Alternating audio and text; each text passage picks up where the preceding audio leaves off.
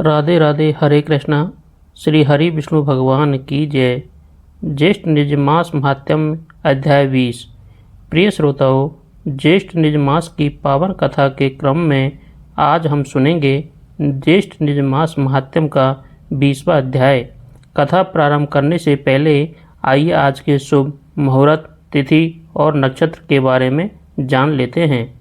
आज दिनांक 20 जून 2026, दिन शनिवार है।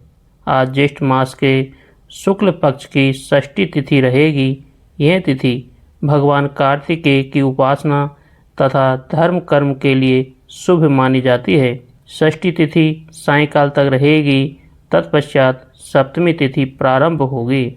ब्रह्म मुहूर्त प्रातः लगभग 4:04 से 4:52 तक रहेगा।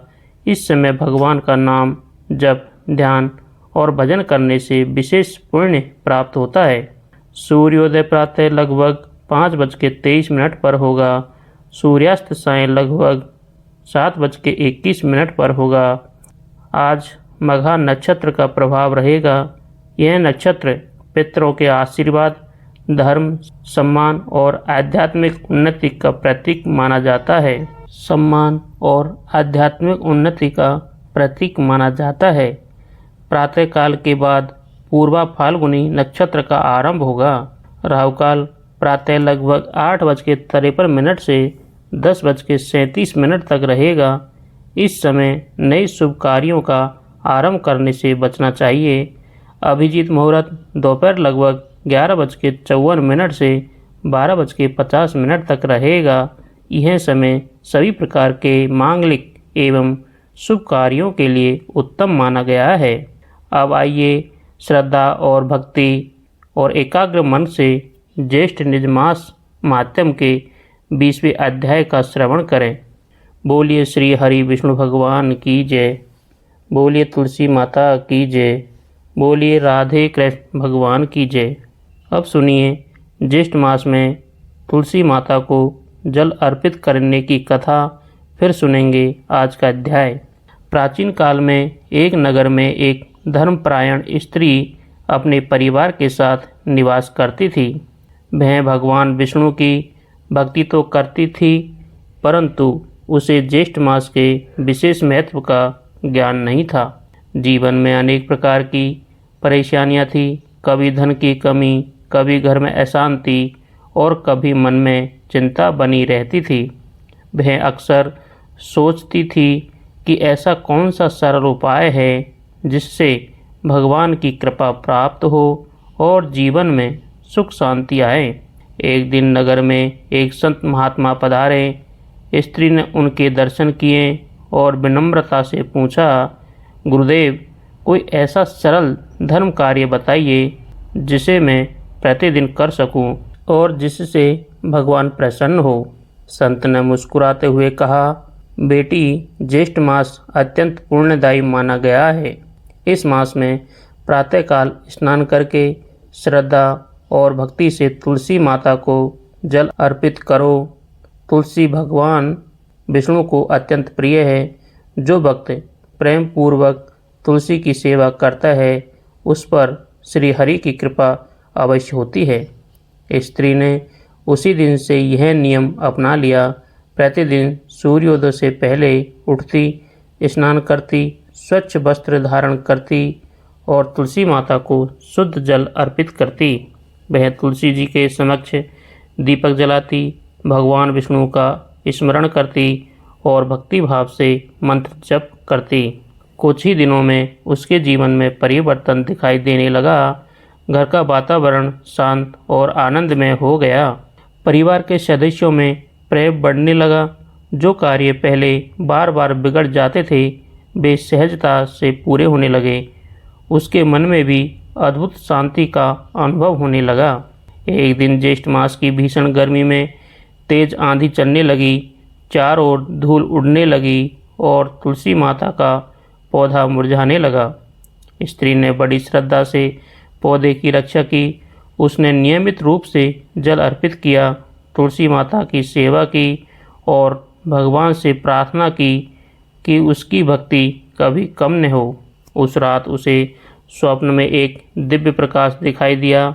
उस प्रकाश से एक मधुर वाणी सुनाई दी, हे पुत्री, तुमने कठिन परिस्थितियों में भी तुलसी सेवा और भगवान का स्मरण नहीं छोड़ा। जो भक्त ज्येष्ठ मास में श्रद्धा से तुलसी माता को जल अर्पित करता है, उसके घर में सुख, शांति और समृद्धि का वास होता है। उसके पाप क्षीण होते हैं और उसे भगवान की विशेष कृपा प्राप्त होती है।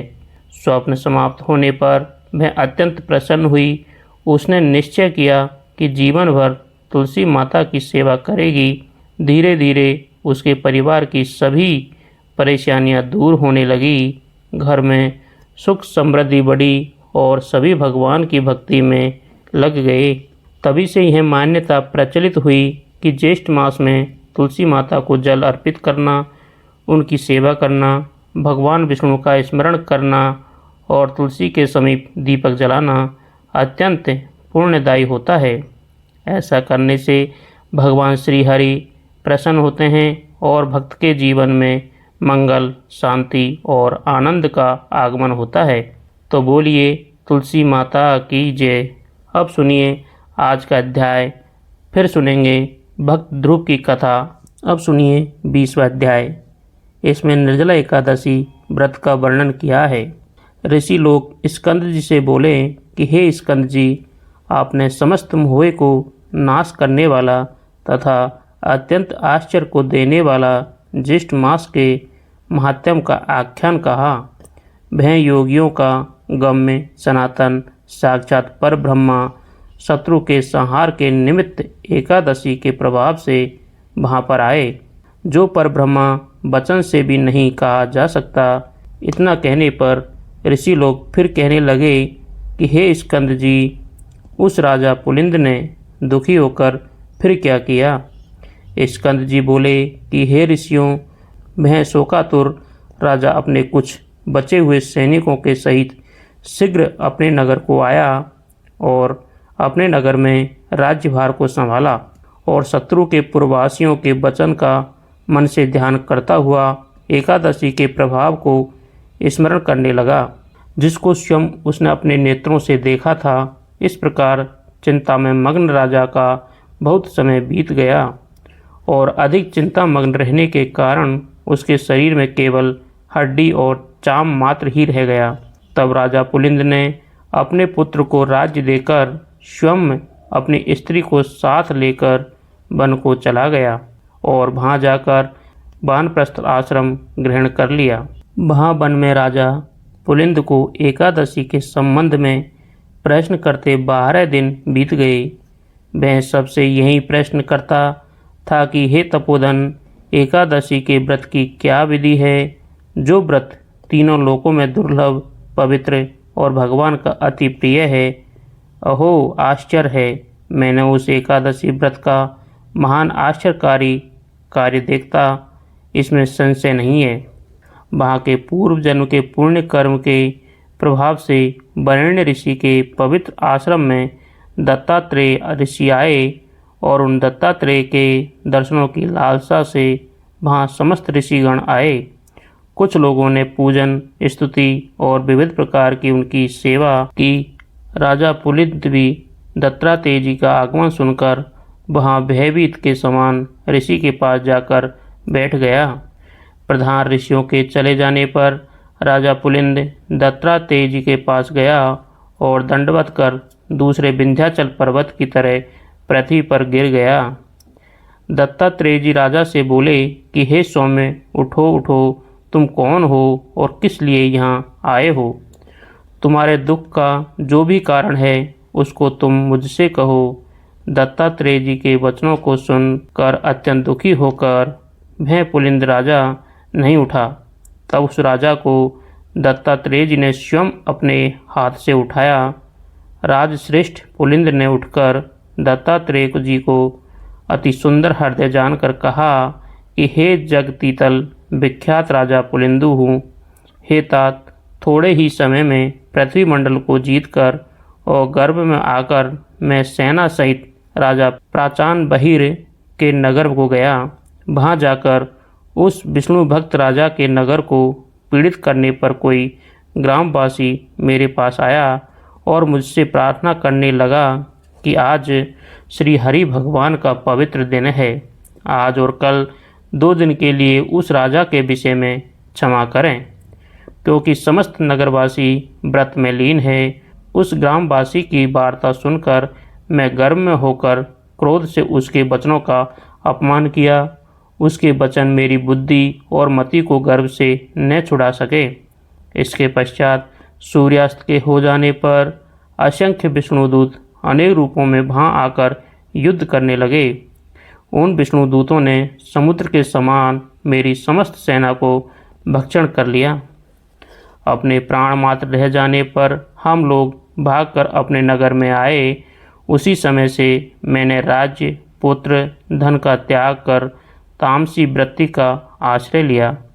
अब आज आपके चरण कमलों का दर्शन करके मैं कृतकृत्य हो गया। मैं धन्य हूँ तथा मेरे पूर्वज भी पुण्यशाली थे, जो आज देवताओं से भी पूजित आपके चरण कमलों का मुझे दर्शन हुआ। हे भगवान, एकादशी नाम वाला व्रत कैसा होता है और किस विधि से किया जाता है, उसे आप संक्षेप में मुझसे कहिए, क्योंकि मैं आपकी शरणगत हूँ। अन्यथा मैं शल्य के समान अपने प्राणों का त्याग कर दूंगा। राजा पुलिंद के इन वचनों को सुनकर सब वृत्तांतों के जानने वाले दत्तात्रेय जी उसी समय राजा पुलिंद को दोनों हाथों से आलिंगन कर और दयार्द चित्त होकर मधुसूदन भगवान के एकादशी व्रत के विधान को कहने लगे। आगे का वृत्तांत अब हम अगले अध्याय में सुनेंगे। अब सुनिए भक्त ध्रुव की कथा। प्राचीन काल में श्यामभुव मनु के पुत्र राजा उत्तानपाद का राज्य था। उनकी 2 रानियां थीं, सुनीति और सुरुचि। सुनीति अत्यंत सरल, धर्मपरायण और दयालु थी, जबकि सुरुचि राजा की प्रिय रानी थी। सुनीति के पुत्र का नाम ध्रुव था और सुरुचि के पुत्र का नाम उत्तम था। एक दिन राजा उत्तानपाद अपने सिंहासन पर बैठे हुए थे। उसी समय बालक उत्तम राजा की गोद में खेल रहा था। 5 वर्ष के ध्रुव ने जब यह देखा तो वह भी अपने पिता की गोद में बैठने के लिए आगे बढ़ा, लेकिन तभी सुरुचि ने उसे रोक दिया। सुरुचि ने कठोर वचन कहते हुए कहा, यदि तुम्हें राजा की गोद में बैठना है तो पहले भगवान की आराधना करके मेरे गर्भ से जन्म लेना होगा। इस जन्म में तुम्हें यह अधिकार नहीं है। इन शब्दों ने बालक ध्रुव के हृदय को गहरी चोट पहुंचाई। वह रोता हुआ अपनी माता सुनीति के पास पहुंचा और सारी बात बता दी। माता का हृदय भी दुखी हुआ, परंतु उन्होंने ध्रुव को भगवान की शरण में जाने की प्रेरणा दी। सुनीति ने कहा, बेटा, संसार में कोई भी व्यक्ति सदा साथ नहीं देता। केवल भगवान ही ऐसे हैं जो अपने भक्तों का कभी त्याग नहीं करते। यदि तुम्हें सच्चा सम्मान चाहिए तो भगवान विष्णु की शरण में जाओ। माता के वचन सुनकर ध्रुव ने उसी क्षण भगवान को पाने का निश्चय कर लिया। वह घर छोड़कर वन की ओर चल पड़ा। मार्ग में देवर्षि नारद मिले। उन्होंने एक छोटे बालक को अकेले वन में जाते देखा तो कारण पूछा। ध्रुव ने सारी घटना सुनाई। नारद जी ने पहले उसे समझाने का प्रयास किया कि वह अभी बहुत छोटा है, लेकिन जब उन्होंने ध्रुव का अटल संकल्प देखा तो अत्यंत प्रसन्न हुए। नारद जी ने उसे ओम नमो भगवते वासुदेवाय मंत्र का उपदेश दिया और मधुवन में जाकर तपस्या करने की सलाह दी। ध्रुव वन में पहुंच गया और भगवान विष्णु का ध्यान करने लगा। पहले महीने वह केवल फल खाता रहा। दूसरे महीने उसने सूखे पत्तों का सेवन किया। तीसरे महीने केवल जल पीकर रहने लगा। चौथे महीने उसने भोजन और जल दोनों का त्याग कर दिया। 5वें महीने वह केवल श्वास के सहारे भगवान का ध्यान करने लगा। उसकी तपस्या इतनी कठोर थी कि देवता भी आश्चर्यचकित हो गए। ध्रुव का मन पूरी तरह भगवान में लीन हो गया। उसकी भक्ति से तीनों लोकों में कंपन होने लगा। अंततः भगवान विष्णु अपने दिव्य स्वरूप में गरुड़ पर बैठकर ध्रुव के सामने प्रकट हुए। भगवान को सामने देखकर ध्रुव भाव विभोर हो गया। उसके नेत्रों से प्रेम के आंसू बहने लगे।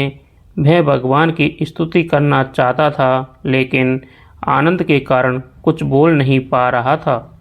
तब भगवान ने अपने शंख से ध्रुव के मस्तक का स्पर्श किया। तुरंत ही ध्रुव के मुख से सुंदर स्तुतियाँ निकलने लगी। भगवान विष्णु उसकी भक्ति से अत्यंत प्रसन्न हुए। भगवान ने कहा, वत्स ध्रुव, मैं तुम्हारी तपस्या और भक्ति से प्रसन्न हूँ। जो वर मांगना हो मांगो। ध्रुव ने विनम्रता से कहा, हे प्रभु, आपके दर्शन पाकर मुझे सब कुछ मिल गया। अब मुझे केवल आपकी भक्ति चाहिए। भगवान मुस्कुराए और बोले, हे ध्रुव, तुम्हें अचल और अमर पद प्राप्त होगा। समस्त ग्रह और नक्षत्र तुम्हारे चारों ओर परिक्रमा करेंगे। भगवान के आशीर्वाद से ध्रुव को ध्रुवलोक प्राप्त हुआ। आज भी आकाश में चमकने वाला ध्रुव तारा उसी महान भक्त की स्मृति है। वह सदैव एक ही स्थान पर स्थिर रहता है और यात्रियों को दिशा दिखाता है। ध्रुव वापस अपने राज्य लौटे। राजा उत्तानपाद ने उन्हें प्रेम से गले लगाया और अपने किए पर पश्चाताप किया। बाद में ध्रुव ने धर्मपूर्वक राज्य किया और जीवन भर भगवान विष्णु की भक्ति में लगे रहे। तो इस कथा से हमें ये शिक्षा मिलती है कि जो व्यक्ति दृढ़ निश्चय, धैर्य और सच्ची श्रद्धा के साथ भगवान का स्मरण करता है, उसे अवश्य भगवान की कृपा प्राप्त होती है। कठिनाइयाँ चाहे कितनी भी बड़ी हो, भक्ति और विश्वास कभी नहीं छोड़ना चाहिए। तो बोलिए भक्त ध्रुव महाराज की जय। बोलिए श्री हरि विष्णु भगवान की जय। बोलिए राधे कृष्ण भगवान की जय।